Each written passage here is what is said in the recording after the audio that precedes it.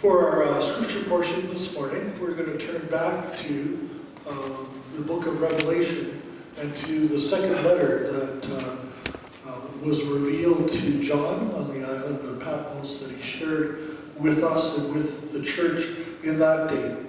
And last week we talked a little bit about the church in Ephesus, and so this morning we want to take off from that and read a little bit from the writing, the letter that is sent to the church in Smyrna.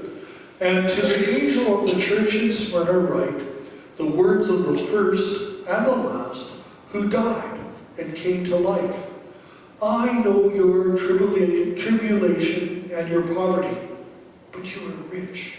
And the slander of those who say that they are Jews and are not, but are of the synagogue of Satan. Do not fear what you are about to suffer.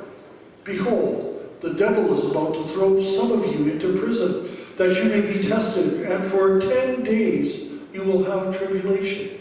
Be faithful unto death, and I will give you the crown of life. And he who has an ear, let him hear what the Spirit says to the churches. The one who conquers will not be hurt by the second death.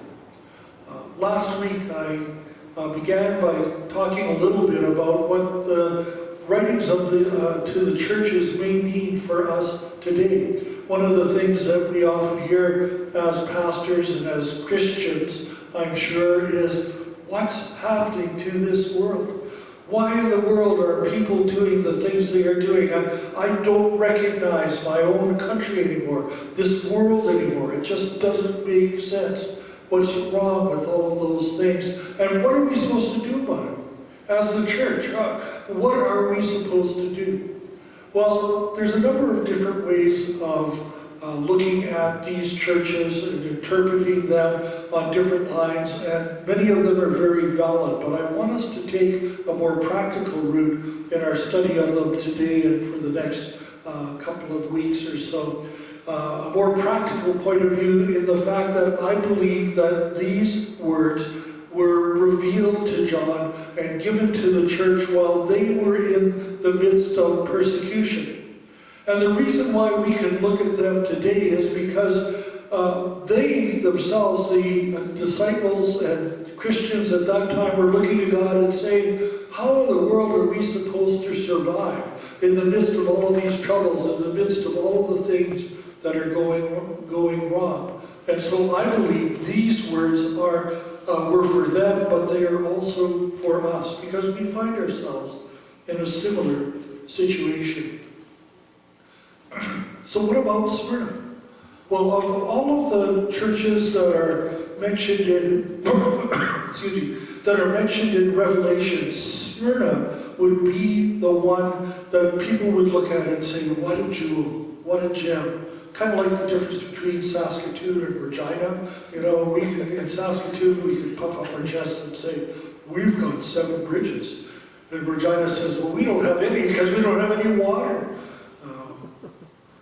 Smyrna was one of those places that people looked to for a vacation time, a good time. Joyce and I just spent a while in China, and one of the places in China that we went to was a resort. And they had spent, it looked like, millions and billions of dollars on this resort. They built these huge, towering hotels, gorgeous. We got to stay in one for 3 nights. I think it cost us $35 a night to stay. Air conditioning, 2 TVs, 2 showers, 800 square foot balcony,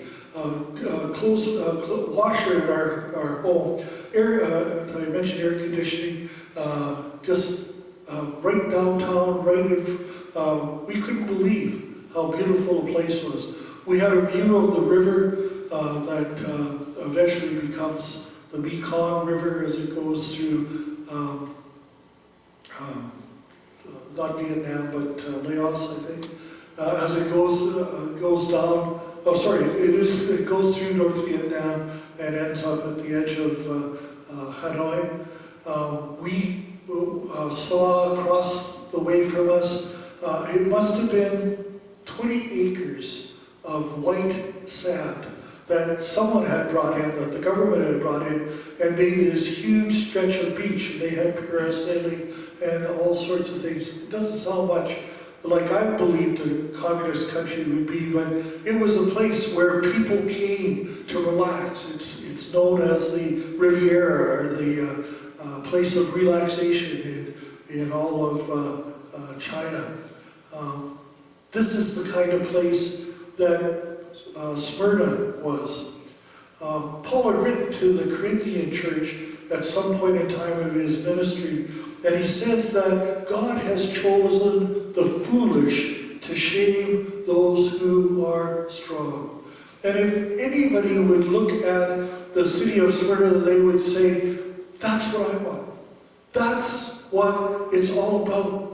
Being able to get up in the morning and have my cup of tea on the veranda and enjoy the warm weather. Well, we can't do that today, but it's coming for us. Smyrna suffered, I believe, from high expectations, but not from success. Originally, it was built as a port city, and about 200 years before Christ, it had been attacked and totally destroyed. It had been ripped apart, and in a sense, no brick was left standing on any other brick. And it stayed that way for 200 years until somebody came back and said, we need to rebuild this city. It's in such a great location. Let's rebuild it. And Smyrna actually became one of the first planned cities.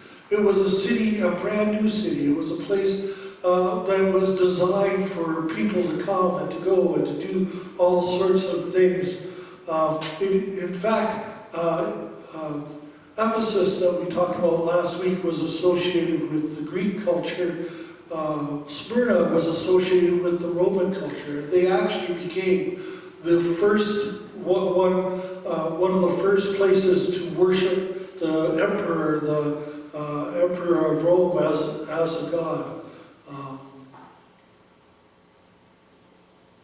And it became a place where those who were of Jewish extraction, who had fallen during the time of Christ, it became a place where they could go to worship however they wanted, and they became sort of used by the Romans in order to keep things under control. In this letter of Revelation, Jesus reveals something about them. He says, you seem on the outside to have everything together and everything is going well. But I know about your tribulation, the troubles that are coming into your heart. I know about your poverty. In other words, God knows about the troubles they're having and the fact that they're struggling to know a way out. I don't know if any of you feel that way. I hope not, because we have a resource, we have a power that can come into our lives that can help us with all of our trials and troubles. Now, not only does Jesus seem to know it, but it is probably common knowledge of the other churches in Revelation. That city that should have been the shining example of Christ, the place where it's easy to worship and great to worship. They don't have the problem with the false gods of Ephesus. They've got a great place to build a church, but they can't. It doesn't happen for them. Maybe they were guilty of not helping themselves when they had the opportunity to help them. Jesus describes that church as a church of poverty. Now, poverty is an interesting word. It's not a lack, when we say it, it's not a lack of desire. It's not a lack of effort. Poverty means that it does not matter how hard you try, you're unable to bring yourself out of the depths of poorness or the depths of health problems that you have. That's what poverty truly is. No success on anything that you could have. Joyce and I experienced poor people when we were in Africa.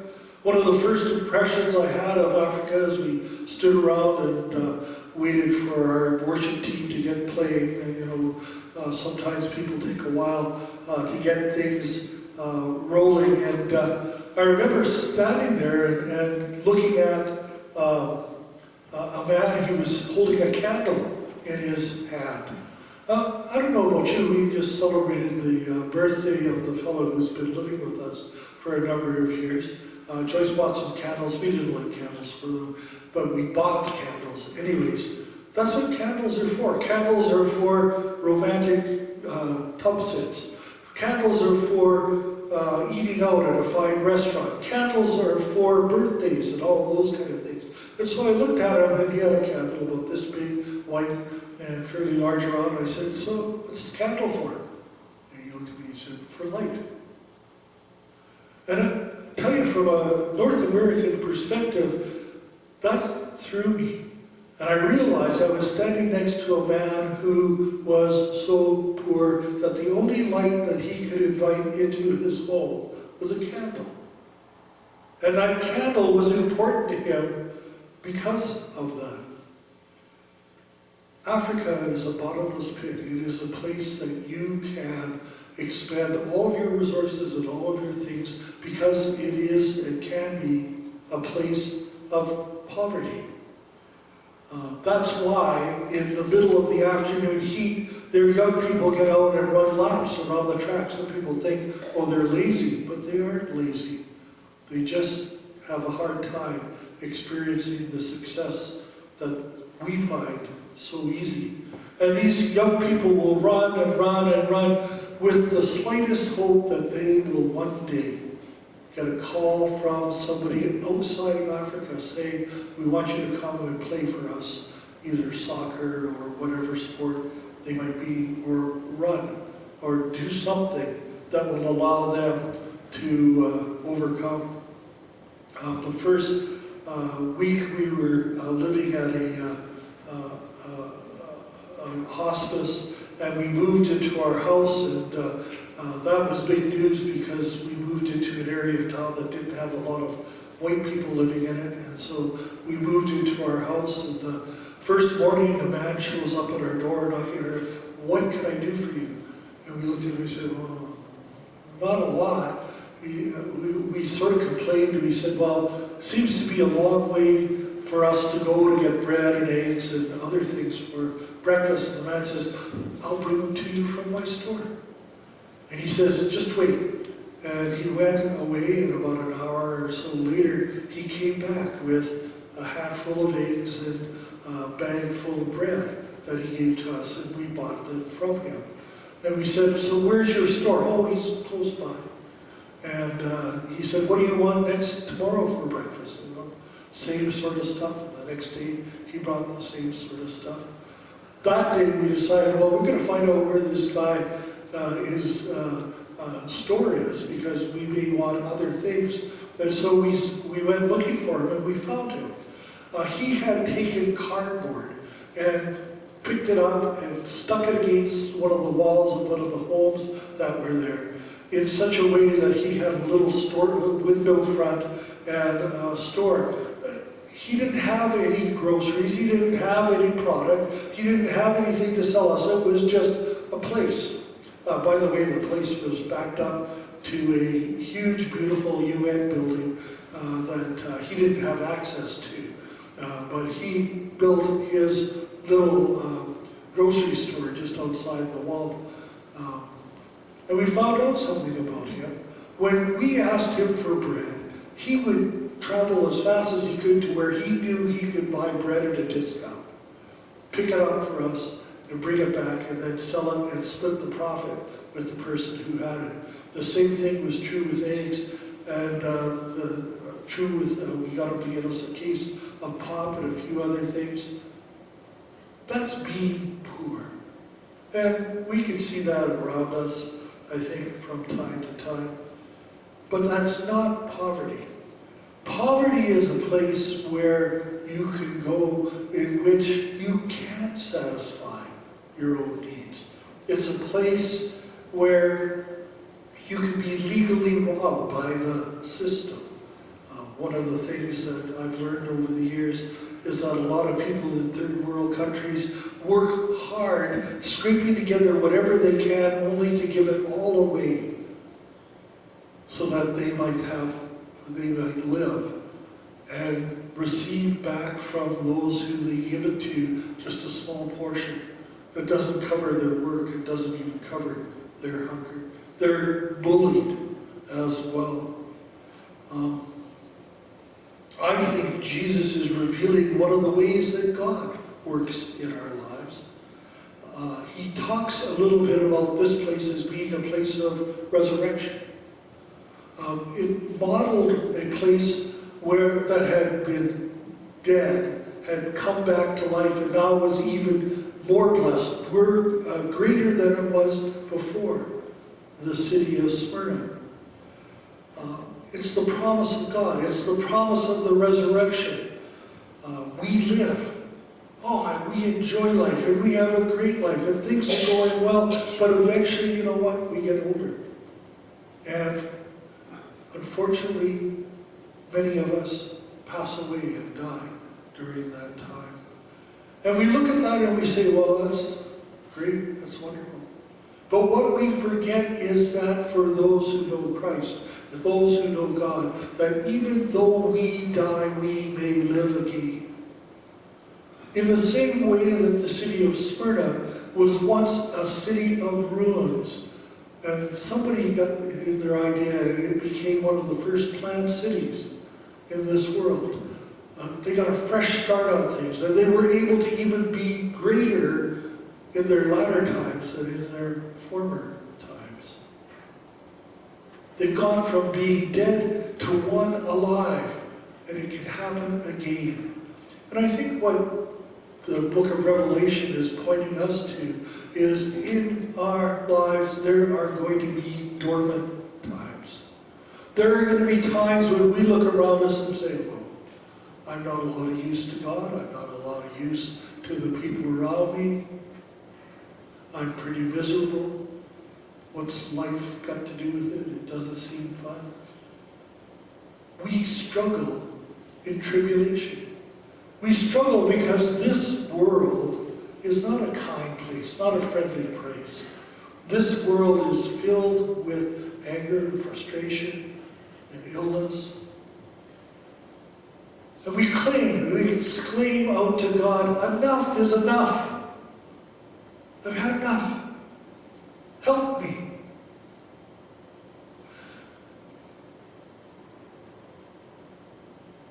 Now is the time of resurrection, we hope.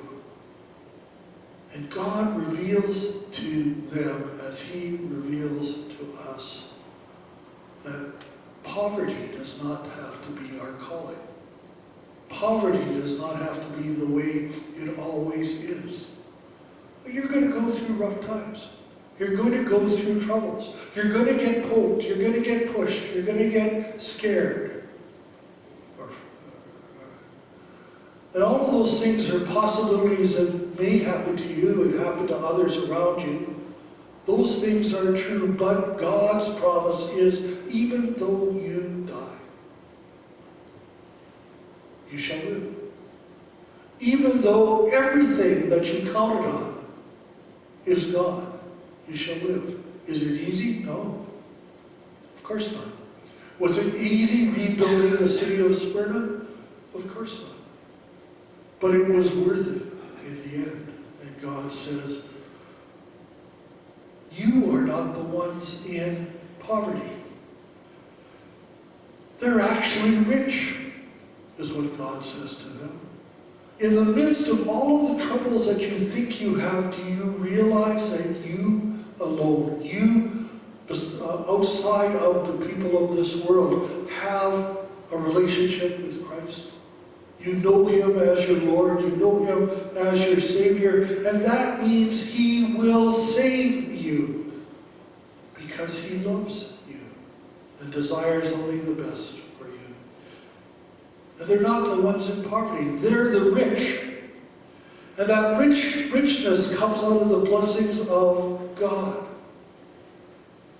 And the only way to escape poverty is through the resources that God provides. It's not about filling your plate. It's about filling your heart with God's Spirit and help. God goes on to reveal more. And he says to Smyrna, don't be dismayed. Don't be fooled. You are on the winning side. Now, I know when we look around and we turn on the news, it doesn't look like we're on the winning side at this point in time. We can even, for many of us, look back 60, 70, 80 years into the past. Were we ever winners? Well, it seemed a lot brighter then, but boy, I tell you, if we would have really won, wouldn't it be a lot better now than it was then? And there are a lot of things that we gave up on and let go by, that we missed, and I'm guilty of that as well. Things that we could have done and should have done, and things that we should have said, that we didn't say them. Poverty is only addressed, it is only changed, it is only eradicated by the resources of God. It's interesting that in this little letter, God points out that it's his children, the Jews, that are creating a lot of the problems for Smyrna. Ephesus had a different problem. They had people there who were worshippers of idols and all sorts of things. In this portion of the world, it was the Jews that were giving the greatest problem. By the way, many experts believe that 2/3 of the population of Jerusalem, around 70,000 people, came to Christ before the fall of Jerusalem. But there's still a third out there who are still saying, we need a king, we need a Messiah, he hasn't come yet, we don't believe in Jesus, and if you believe in Jesus, we're going to beat you up because the Romans like us, and they don't like you. You're a different religion and a different people, and you can't do what we can do. And so God calls them in this letter the synagogue of Satan, the gathering place where those who worship and those who do things the wrong way, that do things different from what God wants. That's where they get together in this place. Now, unfortunately for Smyrna and for us, the words from God are not overly comforting at this point in time. Do not fear what you are about to suffer. Behold, the devil is about to throw some of you into prison, that you may be tested, and for 10 days, and we're not sure when you get into Revelation what a day is, could be a year, could be 10 years, we're not 100% sure. Andrew Crouch said, count the days as years, count the years as days, whatever, but he probably didn't get it right. That you may be tested for 10 days, that you will have tribulation, be faithful unto death. Well, that's comforting words, isn't it? That be faithful unto death. And I will give you the crown of life. That's something that's valuable and good. But he's saying to us, and he's saying to the church in Smyrna, you have not completed your sufferings yet. There's more testing proving to come. You're going to end up in prison. What kind of prison, we're not sure. But it's not going to be a great place. It's going to be a sure sentence. People are going to know that what you are is not what they want to be, because you're in trouble and you're in tribulation, and who wants to be there?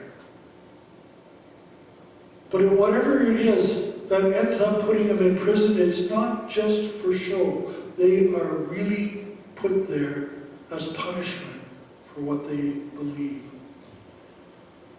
John writes these words, he says, that you may be tested, that you may also be faithful in your testing. And I believe that for us in our time, at this time, we're being called by God to be faithful to Him. I wish I had all the answers. I wish I could tell you this is going to happen next and that's going to happen later. For the most part, people are trying to make sense and string things together, and that's okay. But what God really calls upon His church to do is what He calls upon Smyrna to do. Be faithful. Faithful means that we trust in Him in spite of what's going around and all the problems that are here. And he says this, and this message is meant not just for Smyrna, it's meant for the 7 churches, and it's meant for us. He who has an ear, let him hear what the Spirit says to the churches. The one who conquers will not be hurt by the second death. Now, if you're wondering what the second death is, the first death is physical death. The second death is the judgment of God. And he's simply saying that there will be those who die, but when they stand before God, God will say, what have you done? Why have you done it? And they won't have any answers. But for us who know Him, the words that we desire to hear is, well done. Well done, good and faithful servant. May the Lord bless His word to us this morning. We're going to